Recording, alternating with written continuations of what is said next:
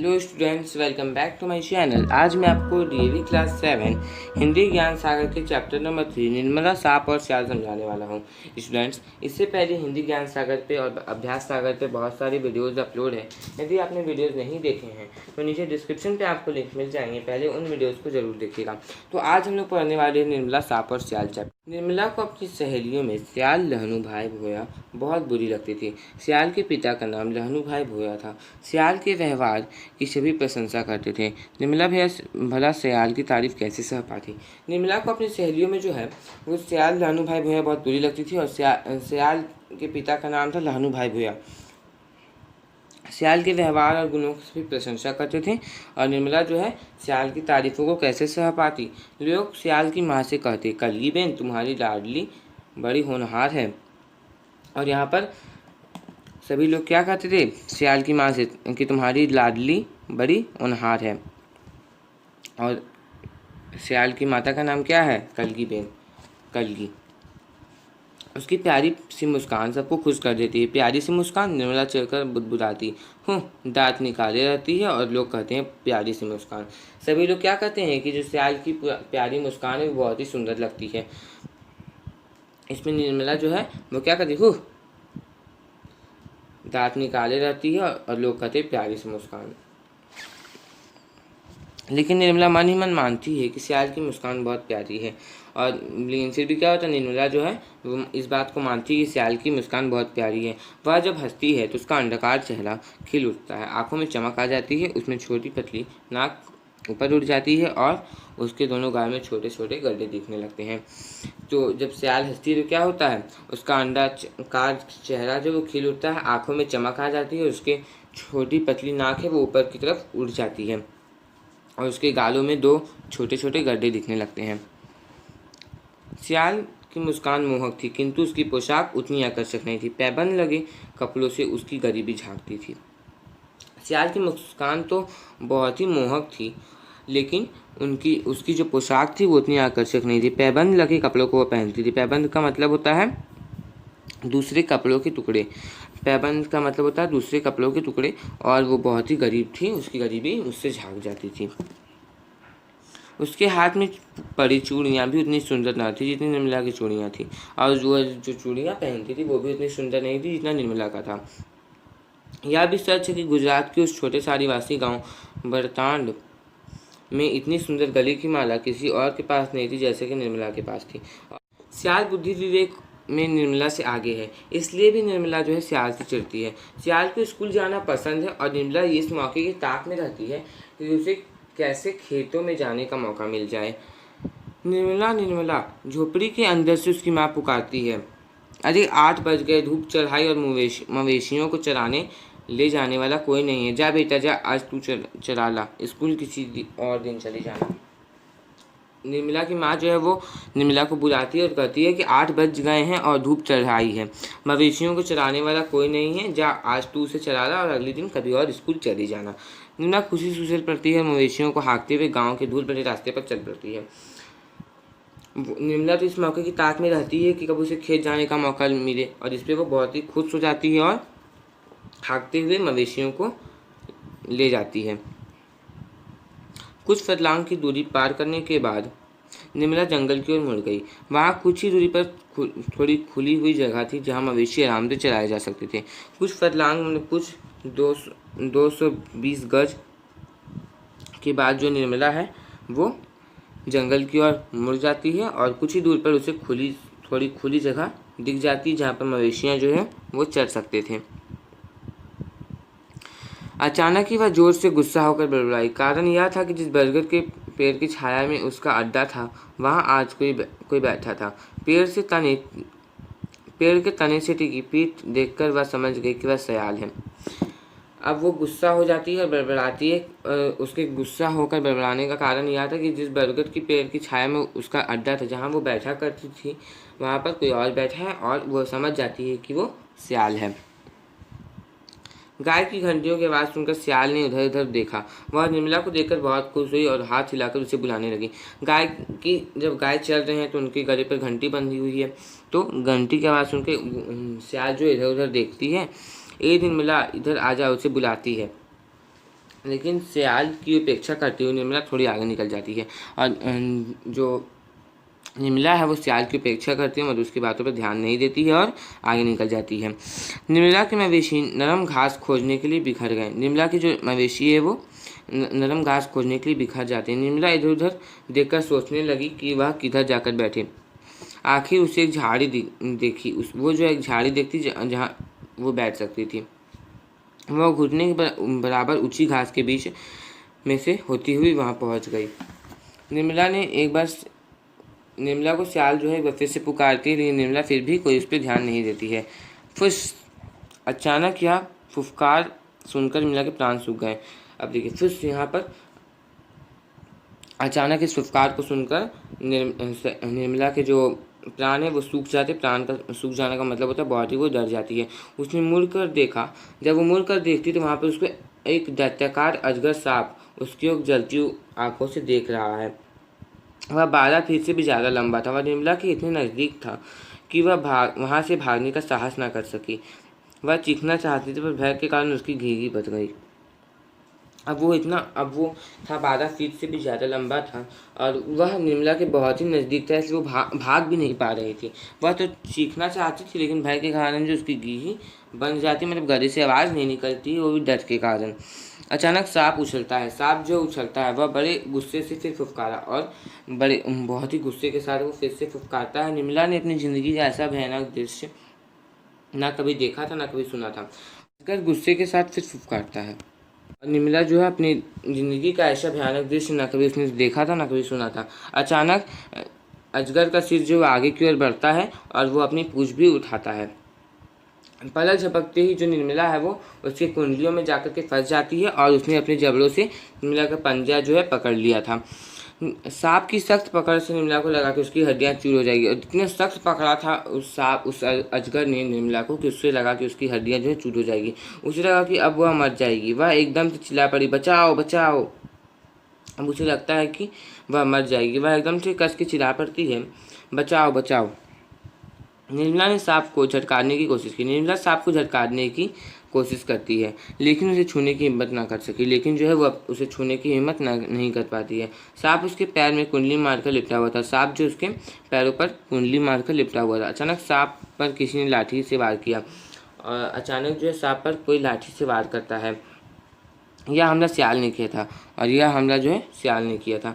सांप गुस्से से तिलमिला उठता है फिर भी वह अपना पकड़ नहीं छोड़ता। सियाल सियाल मैं मर रही हूँ। निर्मला कहती है कि सियाल सियाल मैं मर रही हूँ। इसमें सियाल कहती है कि कुछ नहीं होगा, घबराओ मत नहीं। सियाल चिल्लाती है और बड़ी निर्भरता के साथ सांप की जो कुंडली उसे खोलने में उसके कोशिश करने लगती है। मुझे इसका जहर चढ़ रहा है। अब जो निर्मला है वो कहती है मुझे इसका जहर चढ़ रहा है। तो सियाल बोलती है अरे यह अजगर है, इसका जो है जहर नहीं होता, लेकिन मैं तो हिल ही नहीं सकती। तुम डरी हुई हो, घबराओ मत, थोड़ा शांत रहो, मैं तुम्हारी मदद के लिए हूँ ना। निर्मला कहती है मैं डरी हुई हूँ। इसमें सियाल कहती है कि तुम शांत रहो, मैं तुम्हारी मदद के लिए हूँ ना। अब तक लाठी से काम नहीं बन रहा था, इसलिए सियाल ने अपने हाथों से इस दैत्य का लड़ने का निश्चय किया। उसने अजगर का मुंह पकड़ा और जबड़े खोलने लगती है और सियाल जो है अजगर का मुंह पकड़ लेती है और उसके जबड़े खोलने लगती है। निर्मला ने भी अपनी पीड़ा को सहन करने के लिए साहस बटोरा और निर्मला जो है वो अपने पीड़ा को सहन करने के लिए साहस जो बटोरने लगती है। वह टकटकी लगाकर सियाल को देख रही, टकटकी मतलब एक ही तरफ लगातार वो देख रही थी। सियाल के दांतों को भींच रखा था। सियाल जो अपने दांतों को भींच रखी थी और अजगर के मुंह में हाथ डालकर उसके जबड़े फैलाने की पूरी कोशिश कर रही थी। अब जो है सियाल जो है वो अपनी दांतों को भींच रखी थी और अजगर के मुंह में अपने हाथों को डालकर उसके जबड़े फैलाने की पूरी कोशिश कर रही थी। उसके माथे से पसीना बह रहा था और हाथ से खून, और उसके माथे से सियाल के माथे से पसीना बह रहा था और उसके हाथों से खून। निर्मला एक क्षण के लिए समझ ही नहीं पाई कि खून उसके पैर से बह रहा है या सियाल के हाथों से। अब जो है निर्मला ये समझ ही नहीं पा रही कि जो खून है वो उसके पैर से बह रहा है या फिर सियाल के हाथों से। खून बह रहा है इतना पता है, लेकिन किसी के हाथ पैर से बह रहा है इसका कुछ पता ही नहीं चल पा रहा था। साधारण से दिखने वाली सियाल जो थी वो उसकी बहादुरी देखकर निर्मला जो है हैरान थी। सियाल ने आखिरकार उसके जबड़े फाड़ देते हैं, उस अजगर के जबड़े फाड़ देते हैं और सांप जो है गुस्से से बहुत छटपटाता है। एक क्षण के लगा कि उसकी ताकत के सामने शायद सियाल ना टिक सके। एक समय तो ऐसा लग रहा था कि जो अजगर का जो ताकत उसके सामने जो सियाल है वो नहीं टिक सकेगी, लेकिन जबड़े खुलते ही सियाल चिल्लाई, अपना पैर निकाल निर्मला, झटका दे, झटका दे। निर्मला जो है वो बहुत ही ज़ोरों से चिल्लाती है, सियाल जो है बहुत ही ज़ोरों से चिल्लाती है कि झटका दे निर्मला, अपने पैरों को वहाँ से निकाल ले। उसने अगर जबड़ों को पूरी तरह खोल रखा और अजगर के जबड़े को जो है सियाल पूरी से अच्छी तरीके से खोल के रखती है। निर्मला ने उसके जबड़े से पैर तो मुक्त कर दिया, लेकिन अभी कुंडली कसी हुई थी। अब क्या होता है, निर्मला जो है उसका पैर जो है वो खुल जाता है, लेकिन कुंडली अभी भी कसी हुई थी। आखिर दोनों ने जोर लगाया तो कुंडली का दबाव कम हुआ, और दोनों लोग जब जोर लगाते हैं तो कुंडली का दबाव है जो कमज़ोर हो जाता है। सियाल इतनी जोर से झटका देती है कि निर्मला सांप की कुंडली से छूटकर दूर जा गिरती है। अब सांप का शिकार सियाल थी। इतना कस के झटका देती है सियाल की जो निर्मला है वो दूर जाकर सांप की कुंडली से दूर जाकर गिर पड़ती है। सियाल ने निर्मला को भाग जाने के लिए कहा। अब यहाँ पर क्या हो रहा है, यहाँ पर निर्मला छूट चुकी है और सियाल जो है वो अजगर के सामने आ चुकी है, और सियाल जो है निर्मला को भाग जाने के लिए कहती है, लेकिन वह ऐसा नहीं कर पाती है। वह सियाल की मदद करना चाहती थी, वो भी जो है सियाल की मदद करना चाहती थी। उसने देखा कि अजगर सियाल पर बार बार हमला कर रहा है, और जो अजगर वो बार बार सियाल पर हमला कर रहा है, और सियाल बड़े साहस से उसका सामना कर रही थी। निर्मला ने एक क्षण के लिए सोचा कि ऐसी साहसी और वीर सियाल से मैं व्यर्थ ही चिढ़ती रही। आज यह ना होती तो मुझे यह दैत्य खा जाता, और अब मैं इस दैत्य से सियाल को ही नहीं बचा पा रही हूँ। अब से निर्मला जो है एक क्षण के लिए सोचती है, एक पल के लिए सोचती है कि मैं इस सियाल से झूठ मूठ कर ही चिढ़ती रही, आज यदि यह नहीं होती तो मुझे यह दैत्य खा जाता। सियाल पूरी ताकत के साथ अजगर के मुंह को पकड़कर पीछे हटाने में लगी थी। सियाल के कांपते कंधे बता रहे थे कि अब उसकी शक्ति स्थिर पड़ रही है। स्थिर पड़ना मतलब कमज़ोर पड़ रही है। सांप बड़ी जोर से फुफकारता है। उसने फिर अपना सिर बढ़ाया और सियाल की छाती के पास आ गया। वो सांप जो है वो अपने सिर को फिर से बढ़ाता है और सियाल की छाती के पास आ जाता है। सियाल फिर उसके जबड़े को पीछे हटाने लगती है। उसने फिर से निर्मला को भाग जाने के लिए कहा। फिर वो कहती है, निर्मला तू भाग जा। तभी निर्मला ने देखा कि अजगर सियाल को गिराकर उसके ऊपर पड़ा है। देखती है कि जो सांप है वो सियाल के ऊपर पड़ा हुआ है और सियाल जो है उसके नीचे है। एक क्षण के लिए क्या होता है, सियाल जो है वो बिल्कुल ही जड़ हो जाती है। बहुत ही भयानक दृश्य था। सांप जो है सियाल को निगलना चाहता था और सियाल उसका हिम्मत से मुकाबला कर रही थी। उसकी आवाज़ भी कमज़ोर हो रही थी। निर्मला ने सियाल की धीमी आवाज़ सुनी, भाग जा निर्मला। लेकिन निर्मला कैसे भागती, अपनी सहेली को मौत के मुंह में डालकर भाग जाती। तभी उसने देखा कि सियाल की अद्भुत शक्ति आ गई। उसने फिर से दैत्य को झटक कर दूर फेंक दिया और बिजली की तरह भाग खड़ी हुई। भाग चल निर्मला, मवेशियों को भी ले चल। अब जो सियाल कहती है कि भाग चल निर्मला और मवेशियों को भी ले चल। अब क्या हो रहा है, यहाँ पर जो सियाल है वो भी झटक चुकी है, झटक कर उस सांप को दूर फेंक चुके हैं। वो भी उसके कुंडली सब छूट चुकी है। निर्मला और सियाल भागने लगती, दोनों भागने लगते हैं और उन दोनों ने ना पीछे मुड़कर देखा और न देखने की साहस कर सके। बस भागती रही। कुछ देर पीछे सियाल भी आ गई और निर्मला का हाथ पकड़कर दौड़ने लगी। निर्मला का हाथ पकड़कर जो है सियाल भी दौड़ने लगती है। वे दौड़ती रही और वहाँ जाकर रुकी जहाँ मवेशी शांति से चल रहे थे और कोई खतरा ना था। और वो लोग वहाँ जाकर रुकते हैं जहाँ पर जो मवेशियाँ हैं वो शांति से चल रहे थे और वहाँ पर कोई भी खतरा देखने को नहीं लग रहा था। दोनों बड़ी देर तक हाँफती रहीं और बिना कुछ बोले एक दूसरे की तरफ देखती रही। दोनों जो है सियाल और निर्मला हाँफते रह रहे थे और जो है एक दूसरे की तरफ देख रहे थे। अचानक निर्मला की आंखों से आंसू बहने लगते हैं। अचानक क्या होता है, निर्मला की आंखों से आंसू बहने लगते हैं और उसके होंठ थरथरा उठते हैं। उसने सियाल से कहा कि अगर वह ना होती तो सांप उसे मार डालता। सियाल ने उसे धैर्य बंधाया और कहा, सब ठीक हो जाएगा। निर्मला ने सियाल को इस तरह देखा जैसे आज पहली बार उसे पहचान पाई है। निर्मला ने कहा, सियाल मैं तुम्हें अपनी मोतियों की माला भेंट देना चाहती हूँ। अब देखिए यहाँ पर जो निर्मला है वो सियाल को अपनी मोतियों की माला भेंट करना चाहती है और ऐसा लग रहा है कि जो सियाल है इस सियाल को जो निर्मला ने पहली बार आज पहचाना है। लेकिन क्यों, अगर तुम्हारी जगह मैं होती तो तुम भी मेरी मदद करती।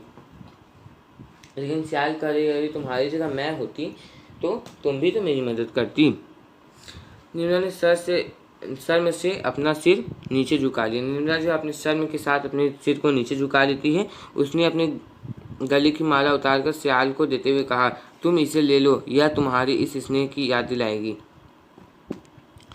सियाल बड़ी देर तक निर्मला की आंखों में देखते रही, फिर उसके थके पीले चेहरे पर अचानक से सुगंध मुस्कान फैल गई और वह भाव भरे स्वर से बोली, लूँगी, ज़रूर लूँगी। और सियाल जो है हंसने लगती है, मुस्कुराने लगती है, उसकी मुस्कान जो फैल जाती है और वो भाव भरे स्वर में कहती है, लूँगी, ज़रूर लूँगी, और उससे वो ले लेती है।